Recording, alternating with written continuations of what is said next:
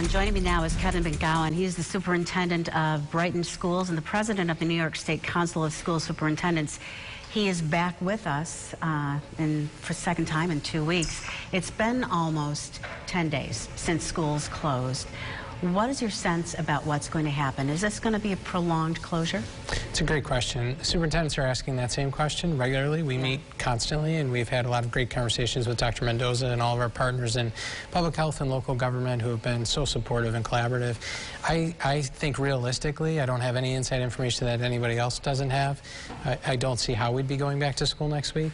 I think that's pretty commonly accepted at this point, but there hasn't been an announcement yet relative to how the state of emergency would work, or the governor. Really, right now we're closed because the governor had determined that schools should be closed until April 1st, so we're just waiting to hear that. This isn't an order from the governor. This is district by district by district, isn't it, that you're making these decisions? Well, it is and it isn't. So it gets a little bit confusing. At first, it would have been district by district. As a county, we worked together on that, and we did that, though, in conjunction with the health department and the county executive declaring a state of emergency.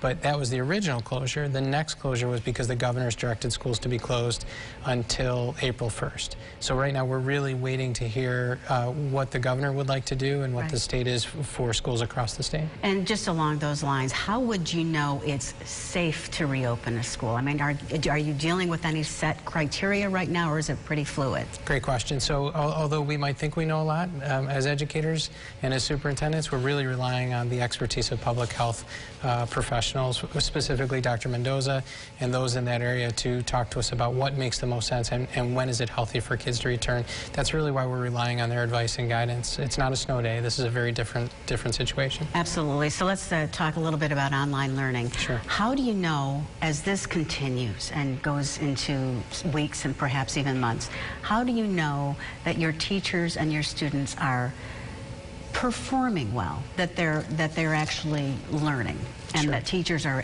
being able to do their jobs? Is there some way to measure this, or are you really not worried about that? You know, we are so impressed with the work that educators across New York State are doing to lift a brick and mortar environment. In our case, 4 schools, 3,600 kids, 300 educators, 600 staff members, lift that and put that in a virtual space in a matter of days. It's an incredible feat.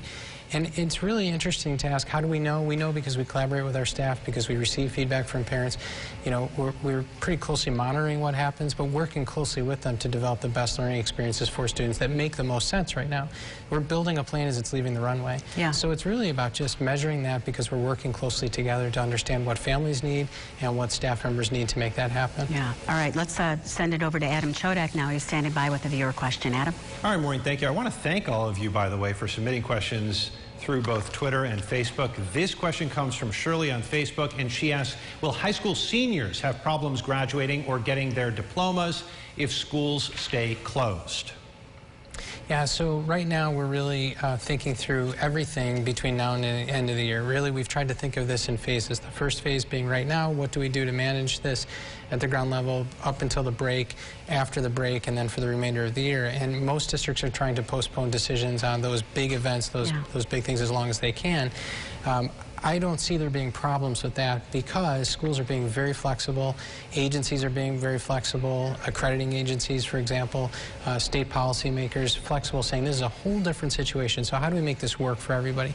It'll be different, a little bit different in every school in terms of grading and assessments and how they're measuring that, but I really would anticipate for people it being a very flexible environment where we're going to do right by kids.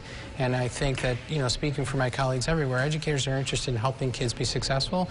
It's not a gotcha moment, it's a how do we help you moment. All right, and very quickly now, this could be easily a long answer, but we're running out of time, but really just advice for parents who are at home with their kids and they want to make sure that they are still learning. What's your advice for them? First of all, love them up. Right? Help them feel comfortable. Second of all, make sure you have routines. Establish good routines in your house. Help them develop connections virtually with people, with their teachers, and pay careful attention to what the school's sending home and try and tune into those things. Stick to those systems and those routines. That regularity will help kids a lot. All right. Kevin McGowan, we are so grateful for your wise words today, and we will be having you back, I'm sure. Thank you. Stay healthy. All right, you too. Thanks. All right, so we have a ton of resources on our website if you'd like to check them out, including lots of information about education. Just go to rochesterfirst.com, and you can also check us out on Facebook and Twitter. Adam?